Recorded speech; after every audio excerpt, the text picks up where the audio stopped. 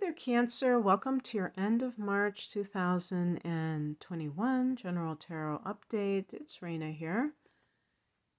So just some astrological updates. I'm recording this on the new moon in Aquarius, and this is your 8th house. So, Phoenix rising from the ashes much? Especially after all the changes that you've had in the past year. This may be a time when you really feel this sense of becoming a new creature. And at the end of the month, we have a full moon in a fellow cardinal sign of Libra. And it's at an early degree. It's at 8 degrees, I believe. So this is the 4th house of home and family, the house that you rule. So you early sun and rising Cancers will have it in this sector that you rule. And this can be quite emotional, letting go of something from the past, or maybe selling a house and being attached to that house. And for the rest of you, and this will probably be the majority, I'm thinking, this is going to be in the 3rd house. So it's going to have, in some cases it could have a similar, almost like a preview, if you are a moving house, because the 3rd house can be the neighborhood. So maybe you're saying goodbye to the neighbors, knowing that you're going to be selling the house and moving out of that area. This is the area of siblings and extended family members, and you may have some sort of realization about them, or a particular one that, like an insight. This might be finishing a training course, might be on the more practical level. So let's see what we get in terms of these cards.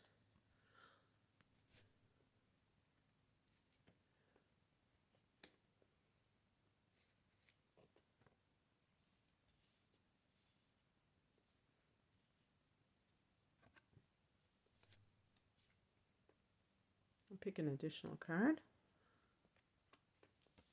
Okay.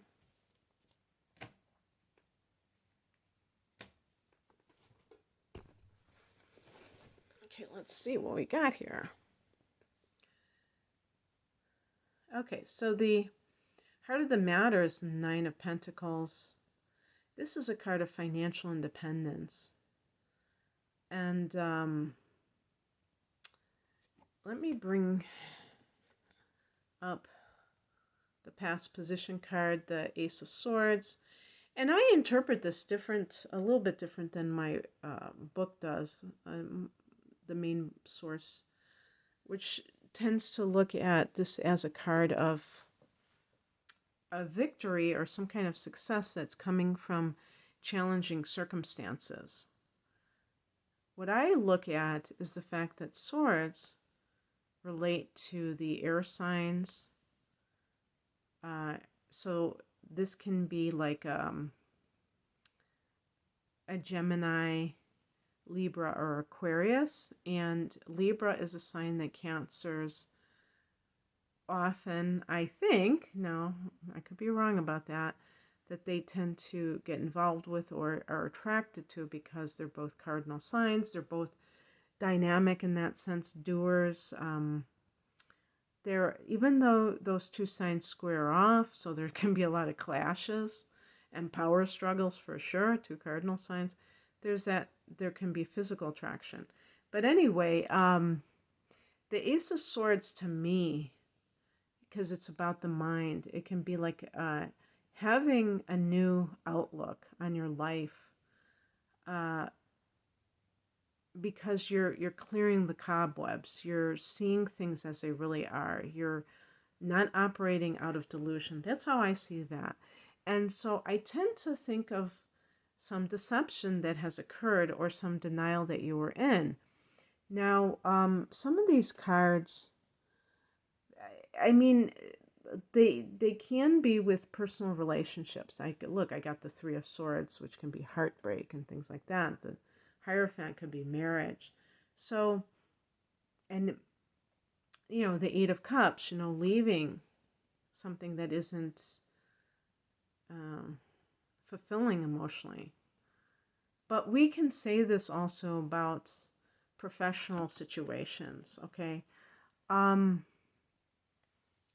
Nine of Pentacles is a card of financial independence. And I think the reason that it might be in the centerpiece is because it is something that maybe you were fearing, like the loss of financial support. So, for instance, a person walks away from a marriage, and all of a sudden, I don't care if it's the man or the woman, all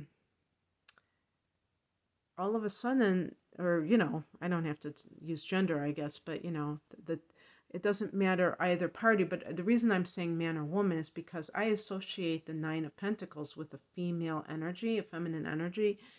And the point being that this kind of thing can change a person's life. This is something we don't talk about when we talk about people breaking up, when we talk about divorce, or the equivalent of two people who have been living together splitting up, is that the economic impact can change their lifestyle. And I know that's not a very spiritual topic. I'm supposed to be talking about more spiritual things, but these readings are about all areas of life. And even the material can lead to more spiritual understandings. And I think that's really what I would say about this, is because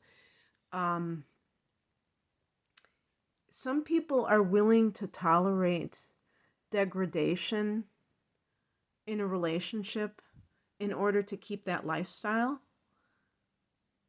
or because even if they're like not really that materialistic, they may be very fear-based about money. And the higher message, which is like kind of like looking at the bigger picture here, we have the Four of Pentacles, and you can see the person who is kind of like hugging the money. And this can mean, just one of the interpretations can be sound money management. But sometimes this can indicate that the person has greed, or that they have an excessive need for financial, for financial security. So sometimes that can mean that they're trading off on something. And the card that crosses you is the Eight of Cups. Now, if I was reading this as an upright card, which I am not, I would say you're leaving behind that which is not fulfilling or serving you. And it can be almost like a spiritual quest. But it can simply mean that there's a sense of emptiness emotionally, and you're leaving that because you need something more. So ultimately, even if we're talking about a relationship, there's a spiritual component to that. Because, when you are involved in a relationship and you don't feel that, you feel that sense of emptiness, you don't feel fulfilled, that is the spiritual part of you calling you and saying, you need to be I need to be fed here. This isn't enough for me. It's not about just the garden variety, like, oh, I need to be loved or something like that, which the lower nature of Cancer can oftentimes get confused. If a person is a Cancer and they're not operating at a high vibration, they can tend to want relationships in order to fulfill themselves emotionally, or even take care of other people to feel like they are needed or something like that, but they're not really tapping into that higher vibration, which has to do with resonance, which has to do with two people that are really propelling each other towards greater spiritual growth. And ultimately, that is what relationships are for, in my opinion. Those two cards up there that are pentacles are concerned with material matters. And, how many people that are in marriages, they get immersed in that level, and they don't rise any higher than that. So everything becomes about their material life.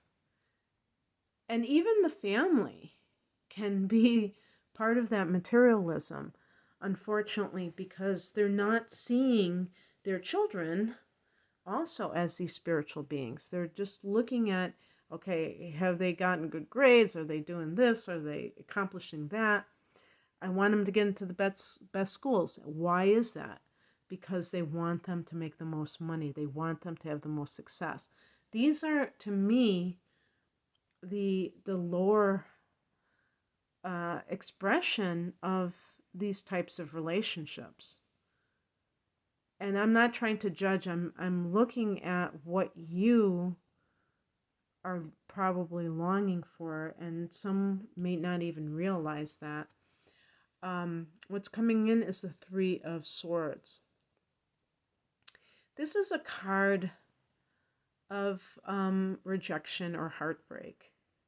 Now, this doesn't have to be that particular interpretation, because another interpretation of this card is cutting something off very cleanly. So in other words, if somebody is in a relationship, let's say they're in a troubled marriage, and instead of like even having a separation, that person may know it's over, okay? We do, the Ace of Swords is like, to me, like an aha moment where all of a sudden your path is cleared. Have you ever been in the woods and there's kind of a lot of bramble, and then all of a sudden you see a clearing? That's how I see the Ace of Swords mentally. It's like confusion leading to that clearing, or clarity of thought, or denial leading to clarity. And the denial may come from looking at the relationship from a more mundane level, and kind of trying to justify it on that level. Three of Swords can be, I have to just cut this off. So you're not on again, off again. And you may feel like a very strong like you might feel very confident about it, that you're not doing the wrong thing. If this is connected to work matters, the same may apply, whereas you may have been a little bit nervous about walking away from something. You now have this sense that you're doing the right thing and you're not going to think about it. Now, I did get a card for the outcome that I don't end on, and it was the Nine of Swords. So here we have another Swords. Boy, this is the third Swords here, which is a card connected to anxiety. So I think I'm laughing a little bit because I think this is kind of Cancerian. Cancer to me is a sign, it's a cardinal sign. So you're very capable of making decisions. But that doesn't mean that Cancers cannot be also worrywarts, and that you can't be anxious about things. So you might cut something off, maybe leave that alone, and then the anxiety kicks in.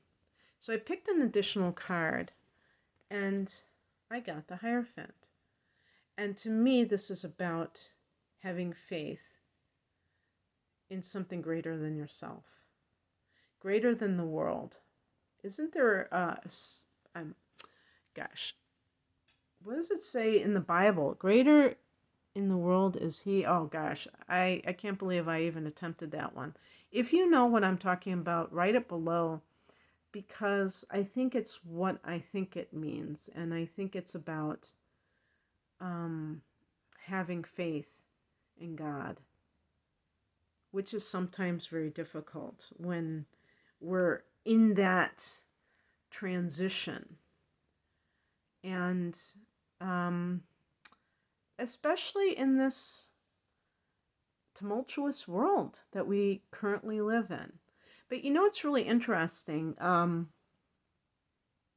I love the past. Even though I don't have any planets in Cancer, I love the past. And I don't have any planets in the fourth house of home and family, which is connected to Cancer in the past. And I'm like fascinated by old footage. And YouTube, what a blessing that is, to just kind of like being a time capsule, right? If you're somebody who's middle-aged like me, and you remember, way before YouTube, and not having any kind of access to that kind of footage unless you watched a documentary or something, it's such a fascinating thing, and you get into that mood where you just want to, that nostalgic mood. But one thing that I notice, and this can also be reading old articles, is that there's always this characterization that whatever that current age is that it's full of turmoil. And I think I'm thinking of political campaigns. And they're saying this election is more important than any other election, And what that ultimately tells me is that we always view whatever current moment that we're in, which is the only moment that we have, as being do or die, or some kind of like very, very important that we make the right decision. And that can bring on anxiety.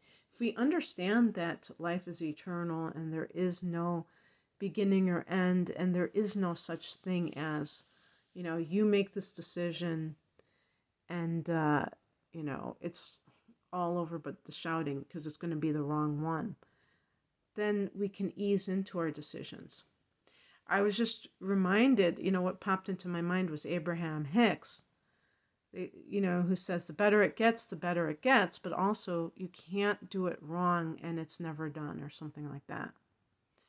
Basically, that there's always going to be something else that you want to do, some other goal that you have. And so thinking that this, one decision of yours, or this one action that you might take if you're walking away from something is, you better, get it right, is absurd. But understandable. It's very human feeling. And so that's where God comes in. That's where faith comes in. That's where a philosophical framework comes in. That's where the Hierophant, what it represents. So I hope this resonated, Cancer. If you would like a private reading, I'm primarily an astrologer, and I use your natal chart to look at different areas of life.